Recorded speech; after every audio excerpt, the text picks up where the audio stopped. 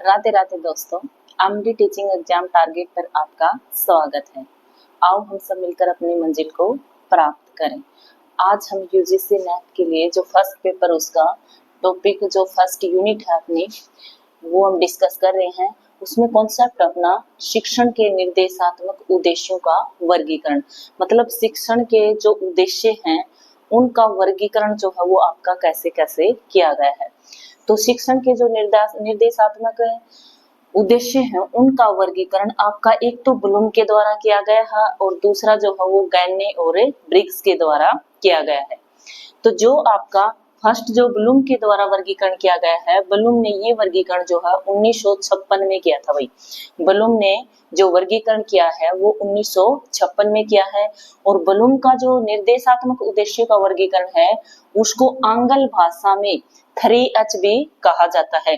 तो अगर पेपर में क्वेश्चन इससे रिलेटेड आ चुका है भाई 3H की फुल फॉर्म क्या है, 3H का मतलब क्या है, तो 3H का मतलब है फर्स्ट H जो है उसका मतलब हेड, हेड का मतलब ज्ञानात्मक, सेकंड जो है H उसका मतलब है आपका हार्ट भावनात्मक और थर्ड जो है आपका हैंड, हैंड मनोसंचालित या आपका क्रियात्मक, मतलब कुछ ना कुछ करना। तो इसी तरीके से 3H जो आपका ब्लूम के द्वारा जो आपका निर्देशात्मक उद्देश्य जो है शिक्षण के उनका जो वर्गीकरण किया गया है उसमें आंग्ल भाषा में 3H के बारे में, आंग्ल भाषा में उसको 3H कहा जाता है। 3H आपका हेड, हार्ट और आपका हैंड है। भाई हेड ज्ञानात्मक, हार्ट भावनात्मक और हैंड आपका मनोसंचालित। तो देखो हम फर्स्ट को डिस्कस करते हैं। ज्ञानात्मक ज्ञान क्षेत्र, ज्ञानात्मक ज्ञान क्षेत्र जो है कॉग्निटिव डोमेन जो है उसका मतलब क्या है, उसमें आपका क्या होता है ज्ञानात्मक ज्ञान क्षेत्र में। फर्स्ट जो आपका ज्ञान, ज्ञान का मतलब क्या होता है, नॉलेज जो जानकारी या सामग्री, मतलब किसी व्यक्ति या किसी विद्यार्थी ने, किसी शिक्षार्थी ने जो भी जानकारी ली है या जो सामग्री वो ग्रहण कर रहा है उसको याद रखने का जो प्रोसेस होता है वही आपका क्या होता है, ज्ञान होता है। मतलब कोई भी व्यक्ति या कोई शिक्षार्थी जो भी सामग्री वो ग्रहण करता है, जो भी वो जानकारी लेता है उसको याद कैसे किया जाता है, याद करने रखने की जो प्रोसेस होता है वही आपका ज्ञान होता है। फिर आपका सेकंड बोध, बोध मतलब उससे जो ज्ञान आपने लिया था उसको अंडरस्टैंड करना, उसको समझना, उसको समझना। सामग्री का अर्थ समझने से संबंधित है। बोध जो है आपका कंप्रीहेंसिव जो है उसका मतलब होता है जो सामग्री, जो जानकारी आपने ली थी उसको अंडरस्टैंड करना, क्या उसमें था, क्यों वो दिया गया है, कैसे वो कॉन्सेप्ट था, किससे रिलेटेड है, तो मतलब उसकी पूरी की पूरी अंडरस्टैंडिंग जो करनी, उसको समझ लेना आपका क्या होता है, सेकंड है बोध। थर्ड जो है आपका उपयोग, थर्ड जो है उपयोग। अब हमने ज्ञान भी ले लिया है, जो जानकारी थी, जो सामग्री थी उसको ज्ञान भी ले लिया है, उसको समझ भी लिया है, उसके बाद उसका उपयोग, मतलब वो जो अमूर्त, अमूर्त भावनाएं क्या होती हैं, जो चीजें हमारे सामने प्रेजेंट एट प्रेजेंट नहीं होती हैं, एट प्रेजेंट जो चीजें अपने सामने नहीं होती हैं उनके ऊपर जब हम काम कर रहे होते हैं तो वो अमूर्त होती हैं। अमूर्त या भावनात्मक ज्ञान को जब व्यवहार में लाया जाता है, अमूर्त जो चीजें आपके सामने प्रेजेंट नहीं है उस ज्ञान को, और जो भावनात्मक आपका जो ज्ञान है, आपकी जो नॉलेज है उसको व्यवहार में लाना, उसको रियल में उसके ऊपर वर्क करना ही आपका क्या होता है, उपयोग करना। नेक्स्ट फोर्थ जो आपका विश्लेषण, मतलब जो ज्ञान था उसको आपने समझ भी लिया, उसको आपने रियल व्यवहार में उपयोग में भी ले लिया है, उसके बाद आप उसका क्या करते हो, विश्लेषण, उसका क्या किया जाता है, विश्लेषण। मतलब जो जो चीजें उसने नॉलेज उसने ग्रहण की थी, जो भी सामग्री उसने ली थी, जो भी घटक उसने लिए थे उनको विभाजित करके, उनको अलग अलग टुकड़ों में विभाजित करके उनको समझना कि उनमें क्या चीजें दी हुई हैं, क्यों वो ऐसे दी हुई हैं, क्या क्या चीजें हैं, क्या उसमें समझाना चाहता है, तो मतलब उसका विभाजन कर देना। फोर्थ जो आपका होता है संश्लेषण। अब क्या होता है, जो घटक विभाजित किए थे उनसे उनकी अंडरस्टैंडिंग लेके उनको समझ के उसको वापस से संश्लेषित कर लेना, उनको फिर से इकट्ठा कर लेना और उनसे नॉलेज लेना, उनको इकट्ठे कर लेना, उनको संचालित करना। उसके बाद है आपका नेक्स्ट मूल्यांकन। घटकों का मूल्यांकन किया जाता है। भाई जो भी सामग्री थी, जो भी घटक थे, उनको हमने सीखा, उनको ग्रहण किया, उनको याद रखा, उसके बाद उनको अंडरस्टैंड किया, फिर हम अपने उपयोग में लिया उसको, फिर उनका विश्लेषण किया, उनको विभाजित करके छोटे छोटे टुकड़ों में करके उनको समझा, फिर उनको संश्लेषित किया, फिर इकट्ठा किया और फिर लास्ट में उनका मूल्यांकन किया। ये तो है उसका फर्स्ट जो है आपका ज्ञानात्मक ज्ञान क्षेत्र, किसके द्वारा? ब्लूम के द्वारा। सेकंड जो है आपका भावनात्मक ज्ञान क्षेत्र। भावनात्मक ज्ञान जो क्षेत्र है आपका, इफेक्टिव डोमेन जो है आपका, उसमें क्या होता है? आग्रहण, मतलब अफेक्टिव भावनात्मक ज्ञान, जो भी आपका ज्ञान है उसको किस तरीके से हम ग्रहण करते हैं, कैसे हम सीखते हैं, रियल व्यवहार में जो चीजें हैं, जो नॉलेज है, उसको हम कैसे अचीव करते हैं, कैसे उसको सीखते हैं, कैसे उसको अप्लाई करते हैं। तो सबसे पहले क्या होता है? आग्रहण। आग्रहण मतलब कुछ भी चीज जब हम सीखते हैं तो हम कुछ चीजें सुन के सीखते हैं। भाई किसी से हमने, जब टीचर क्लास में आपका पढ़ा रहा है तो उससे हम सुन रहे हैं, सीख रहे हैं, कुछ चीजें हम बुक से पढ़ रहे हैं, तो मतलब जब चीजें हम सुन के ग्रहण करते हैं तो उसको क्या कहते हैं? आग्रहण। फिर है आपका प्रतिक्रिया। वो काम जब कंप्लीट माना जाता है जब आप उसको सुन रहे हो और उसके बाद उसका कुछ रिस्पॉन्स दे रहे हो। जब आप उन चीजों को सुन रहे हो, ग्रहण कर रहे हो, उनको समझ रहे हो और बाद में फिर आप वो चीज कंप्लीट होने के बाद, वो सुनने के बाद उसका आप की जो प्रतिक्रिया है, आपका जो रिस्पॉन्स है, मतलब उसमें कंप्लीट सहभागिता की इच्छा, उसमें आप उसमें पार्टिसिपेट करना चाहते हो, यानी मतलब जो चीजें आप सुन रहे हो यदि उसमें आपने पार्टिसिपेट किया है, आप उससे इंटरेस्टेड हैं, तो उसका कुछ ना कुछ रिस्पॉन्स आपकी तरफ से आता है। नेक्स्ट जो है आपका आकलन। जो हम सीख रहे हैं उसका क्या महत्व है, क्यों हम सीख रहे हैं। भाई कोई भी चीज जब हम सीख रहे हैं तो उसकी कुछ ना कुछ इंपॉर्टेंस होती है तभी। अब ये कॉन्सेप्ट जो है अपना शिक्षण का हम पढ़ रहे हैं, फर्स्ट यूनिट क्यों पढ़ रहे हैं, इसकी इंपॉर्टेंस है। भाई हमें पता है नेट का जो पेपर होगा उसमें फर्स्ट पेपर में अपना आएगा यहाँ से क्वेश्चन, इसलिए हम इस चीज की इंपॉर्टेंस है, इसलिए हम इस कॉन्सेप्ट को जो हम पढ़ रहे हैं तो उसका क्या किया जाता है? आकलन। जो चीज हम सीख रहे हैं उसकी क्या इंपॉर्टेंस है, उसका क्या महत्व है।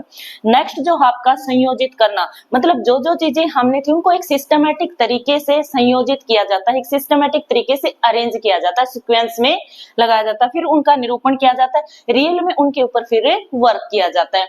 तो ये आपके थे भावनात्मक ज्ञान क्षेत्र। नेक्स्ट जो थर्ड था आपका 3H का, जो आपका हैंड था मनोसंचालित, वही आपका मनोसंचालित ज्ञान क्षेत्र, साइकोमोटर डोमेन। साइकोमोटर डोमेन, तो इसमें क्या होता है? इसके अलग अलग नेम मनोसंचालित ज्ञान क्षेत्र भी आपका हो सकता है। इंग्लिश में अगर देखेंगे तो साइकोमोटर डोमेन ही मिलेगा आपको, लेकिन हिंदी में हो सकता है इसके कुछ अलग नेम भी मिल जाए आपको। मनोगत्यात्मक भी मिल सकता है, मनोप्रेरक भी मिल सकता है, या क्रियात्मक ज्ञान क्षेत्र। मनोगत्यात्मक ज्ञान क्षेत्र, मनोप्रेरक ज्ञान क्षेत्र, या आपका क्रियात्मक ज्ञान क्षेत्र भी इसको कहा जाता है। तो इसमें क्या होता है कि प्रतिरूपता। प्रतिरूपता मतलब कुशल व्यक्ति या शिक्षार्थी जो है कि कौशल को यथारूप में अपनाना, मतलब जो भी कौशल होता है, जो भी उसको नॉलेज है, उसकी जो कुशल है, उस काम में निपुण है, वो कोई व्यक्ति हो सकता है या कोई शिक्षार्थी होता है, उसके कौशल को एज इट इज ग्रहण कर लेना, एज इट इज अपनाना, यथारूप अपनाना जो है आपका क्या होता है? प्रतिरूपता। उसके बाद है आपका हस्त कौशल। हस्त कौशल का मतलब है शिक्षार्थी मशीनरी वगैरह, उपकरण वगैरह, जब तक वो प्रैक्टिकल उसके ऊपर काम करके, अब थ्योरेटिकल चीजें हम पढ़ रहे हैं, सीख रहे हैं, लेकिन जब तक उस काम को प्रैक्टिकल नहीं किया जाता है तो वो प्रॉपर अच्छे से नहीं आता है। लेकिन जब उस काम को प्रैक्टिकल कर लिया जाता है, भाई जिस मशीन के ऊपर, जिस उपकरण के ऊपर आपको काम करना, जब उसके ऊपर आप रियल में काम करते हो तो उसको, उसका आपको और ज्यादा एक्सपीरियंस होता है, और ज्यादा अनुभव होता है। फिर है आपका परिशुद्धता, मतलब एक ही काम को जब आप बार बार करते हो तो शुद्धता तो उसमें ऑटोमेटिक आ जाती है। भाई करत करत मुनि अभ्यास जड़त हो सुजान, मतलब जितनी ज्यादा आप प्रैक्टिस करोगे, जितना ज्यादा आप अभ्यास करोगे, उतनी ही वो चीजें आपकी क्लियर होती जाती हैं। स्पष्ट अभिव्यक्ति, सतत अभ्यास पर निर्भर करता है। ये जो है स्पष्ट अभिव्यक्ति, मतलब जो चीजें आपने बार बार प्रैक्टिस की है, बार बार आपने उसका अभ्यास किया है, तो वो चीजें जो है आपकी बिल्कुल क्लियर कट हो जाती हैं, बिल्कुल आपको वो स्पष्ट हो जाती है, उनमें कोई भी गलती की, कोई भी एरर की कोई गुंजाइश नहीं होती है। नेक्स्ट है आपका प्रकृतिकरण। प्रकृतिकरण का मतलब है कौशल, जो नॉलेज आपने, जो हस्त कौशल आपने सीखा था उसको आत्मसात करना, उसको रियल में एप्लीकेबल करना, उसको अपनाना, उसके अकॉर्डिंग वर्क आपको करना। तो ये थे आपके 3 पार्ट्स जो हैं आपके 3 ज्ञानात्मक क्षेत्र जो थे आपके ब्लूम के द्वारा एक्सप्लेन किए गए थे, और ब्लूम के द्वारा जो एक्सप्लेन किए गए हैं ये 3, इनमें से हो सकता है कोई ना कोई क्वेश्चन जो आपका जरूर से जरूर पेपर में आता है भाई, तो अच्छे से इनको याद कर लेना पॉइंट टू पॉइंट। आपके 3 हैं आपके 3 एच जो हैं ये हेड, हार्ट और आपका हैंड है। फर्स्ट जो आपका कोग्निटिव डोमेन है, आपका सेकंड अफेक्टिव डोमेन और आपका थर्ड जो है साइकोमोटर डोमेन है। तो इस तरीके से ये तीनों के तीनों हैं। नेक्स्ट जो सेकंड टाइप था आपका, वो आपका गैने और ब्रिग्स के द्वारा वर्गीकरण किया गया था। जो आपके शिक्षण के निर्देशात्मक उद्देश्य जो थे, उनमें सेकंड वर्गीकरण जो आपका गैने और ब्रिग्स के द्वारा किया गया था। तो गैने और ब्रिग्स ने क्या कहा है, बौद्धिक कौशल। ये फर्स्ट जो पॉइंट था इसमें किसके ऊपर लिया था इन्होंने भी, बौद्धिक कौशल के ऊपर। किसी समस्या को सुलझाने सीखने की अवधारणा और नियम सीखना, मतलब यदि कोई भी समस्या आती है तो उस समस्या को सुलझाना सीखना, मतलब उस ज्ञान को किस तरीके से हमने उस प्रॉब्लम को सोल्व आउट किया है उस चीज को सीखना, और उसको एज ए नियम उसको अप्लीकेबल करना, एज ए नियम उसको फॉलो करना।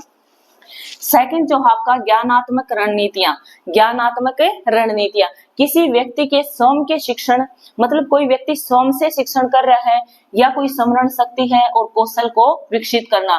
ज्ञानात्मक रणनीतियां मतलब इस तरीके की कोई रणनीतियां बनाना कि कोई स्वयं से शिक्षण ले रहा है या कोई स्मरण शक्ति कर रहा है या कुछ ना कुछ कोई कौशल विकसित करना है। मतलब सबकी अपनी अपनी हॉबी होती है, अपने अपने इंटरेस्ट होता है। जो पढ़ाई में अच्छे होते हैं वो आगे की पढ़ाई करते हैं कोई पढ़ाई में, या वो किसी का इंटरेस्ट ये होता है कि मैं खुद का कोई काम करूँ, कौशल वगैरह कोई अपने अंदर इम्प्रूवमेंट करूंगा, डेवलप करूंगा, तो उसके अकॉर्डिंग तो वो चीजें जो है वो अलग अलग आपके डिसाइड होते हैं कि स्वयं शिक्षण करना है या स्मरण शक्ति जो है या कौशल जो है उसका डेवलपमेंट किस तरीके से करना, ये चीजें इसमें सिखाई जाती हैं। नेक्स्ट जो आपका मौखिक सूचना, मौखिक सूचना का ये कि किसी व्यक्ति द्वारा प्राप्त किए गए ज्ञान का आयोजन करना।